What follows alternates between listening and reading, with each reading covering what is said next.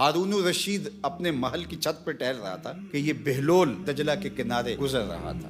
محل دجلہ کے کنارے پہ واقع تھا، اور بہلول مشہور مجاذیب میں سے ایک مجذوب اس دور کا گزرا ہے۔ اللہ اکبر۔ سعدی کہتے ہیں کہ سعدیہ نزدیک رائے عاشقاں، خلق مجنون اندو مجنو عاقل است۔ اگر عاشقوں سے پوچھو تو مجنو عاقل ہے، جو یار پہ سب کچھ مار گیا، باقی عاقل نہیں ہے۔ لوگ اس کو مجنون اور مجذوب کہتے ہیں، لیکن اہل محبت نے بہلول کو بہلول دانا کہا ہے۔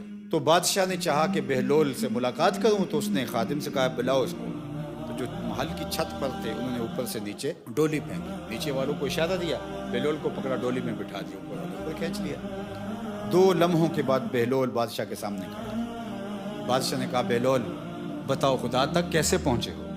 بہلول نے کہا جیسے آپ تک پہنچا ہوں۔ اللہ کے بندے مسئلہ سمجھانے کے لیے 3 گھنٹے کی تقریر نہیں کرتے۔ اقبال نے کہا بات میں سادہ و آزادہ، معانی میں دقیق۔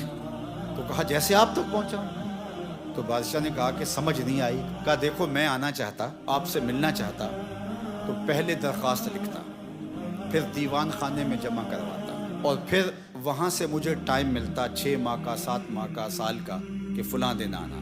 میں انتظار کی سولی پہ لٹکا رہتا، اس کے بعد میں اس مقررہ دن میں ملنے کے لیے دیوان خانے میں پہنچتا، وہاں سے آپ کے دربار میں آنا ہوتا۔ لیکن پتہ چلتا کہ آج بادشاہ کے اہم مہمان ہیں، تو آج ملاقات نہیں ہوگی، پھر 3 ماہ کے بعد کی ڈیٹ مل جاتی۔ پھر ایسا ہو سکتا تھا، میں چاہتا تو مہینے سال لگ جاتے، ملاقات پھر بھی آپ کی فرصت پہ تھی، آپ کی مرضی پہ تھی، اور جب آپ نے چاہا تو 2 لمحے بھی نہیں لگے۔ کہا بندہ چاہے کروڑوں سال لگ جائے، جب وہ چاہے 2 گھڑیاں بھی نہیں لگتی۔